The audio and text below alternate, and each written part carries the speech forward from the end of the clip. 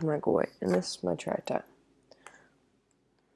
So my driving question was, how is success measured on and off the field? And also, is motivation more important than being a natural athlete? So there's just a quote while I start off.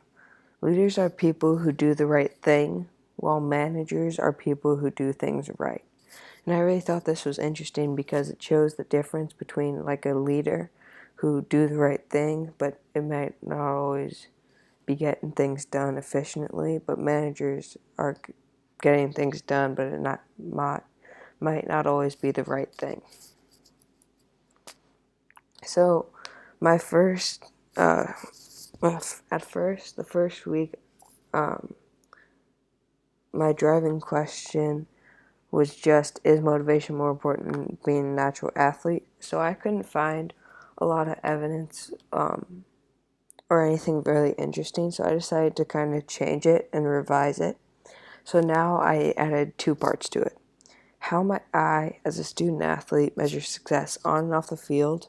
And is motivation more important than being a natural athlete? And after doing that, I decided to go through a couple interviews. So one was with my brother, who's a collegiate athlete at the University of San Diego. So key takeaways from my interview with him was learn the game, do your job, become a leader, and motivate others. So basically, do your job. It's actually kind of funny because my brother said doing your job, he measures success by, since he plays football, he measures success by learning the plays and having his coach not yell at him.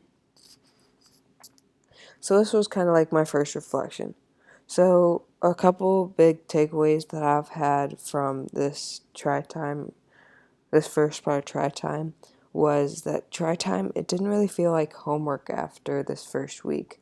And then my attitude started to change because before it was just kind of boring, it wasn't interesting, but now it's really fueled my passion.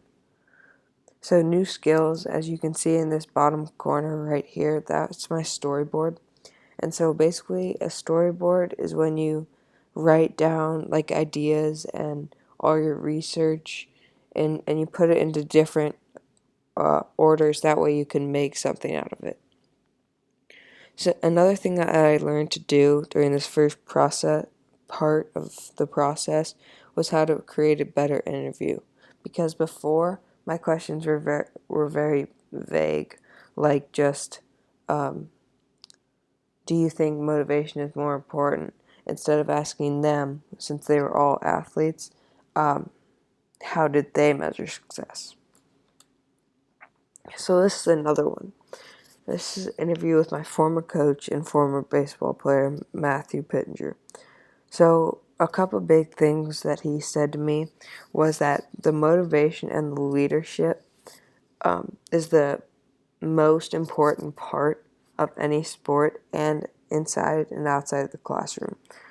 And success comes through the opportunity. So that's one thing that kept coming up again and again, is the motivation and the leadership. As it came up in my brother's interview and actually in my sister's interview, and now this one. But I think that's something that's really important, is that I'm noticing that every motivation and leadership, it keeps coming up again and again. So interview with Liam Clark. So a couple big takeaways from his was effort given in practice, motivation is more important than natural talent, and kind of how he measures success. Off the court, I look for success in education and service. But on the court, he measures it in practice. So it's not in the game. It's not how you perform necessarily in the game. It's the effort you give in practice. Because in order to get to the game, you have to go through practice. And another, just like I said on the previous slide, the motivation comes up once again here. So this is kind of the student athlete success past high school. So 6.9% of high school baseball players will make a collegiate team. 3.4% of high school basketball players will make a collegiate team. 6.5 school football players will make a college team. And out of this picture right here, 3 players made a collegiate football team. So there's some interesting facts about the NCAA student athletes. So 2/3 of the student athletes graduate, and that made me think, like, why 2/3 is actually pretty good, but why? What's happening to the extra 1/3? Like, how can we get that back up? More than 460,000 NCAA student athletes compete in more than 32 sports. And so this just shows how many different sports there are and how many athletes. So having 2/3 of the student athletes graduate is actually pretty good, but that's something I want to research more after try time is over. Alright, so this is my second reflection. So I also had a couple more skills. I made another revision to my interview question, and now I started to pinpoint more the NCAA side of things, because I had gotten the kind of the general, but now I went back and tried to pinpoint specific ideas. And also, I continued to be motivated. Since I'm a student athlete, I was continuing to motivated to learn more on how I can measure success. So this is the last interview with Maggie White. So here's one of the quotes from her. In order to succeed in anything you do, you have to be passionate, you have to be motivated. So this is kind of showing again, it's be motivated. So it's the motivation. What I'm finding is that it's the motivation to be successful, not the natural talent. Because as every single one of my interview candidates said that it's the more motivation over the natural talent. So this is really just the end of the beginning for try time. So what I mean by the end of the beginning, while this is the end of our school try time, is not the end of my personal try time, because I'm still going to try to learn about the success, and I'm still researching motivation and natural talent. And so this is the motivational video I made. So you can see me as numbers 14 in basketball, number 3 in football, and 51 in baseball. And what I tried to show here is that even throughout failure, after a while, you get better. You start to evolve.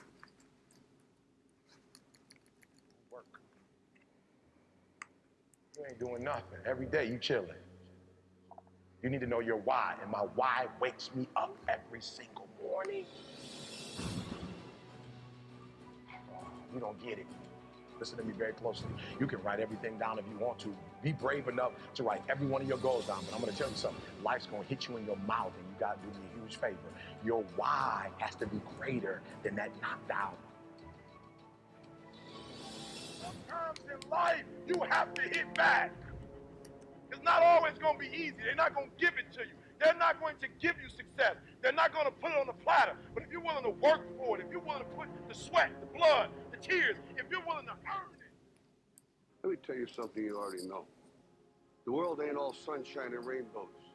It's a very mean and nasty place, and I don't care how tough you are, it will beat you to your knees and keep you there permanently if you let it.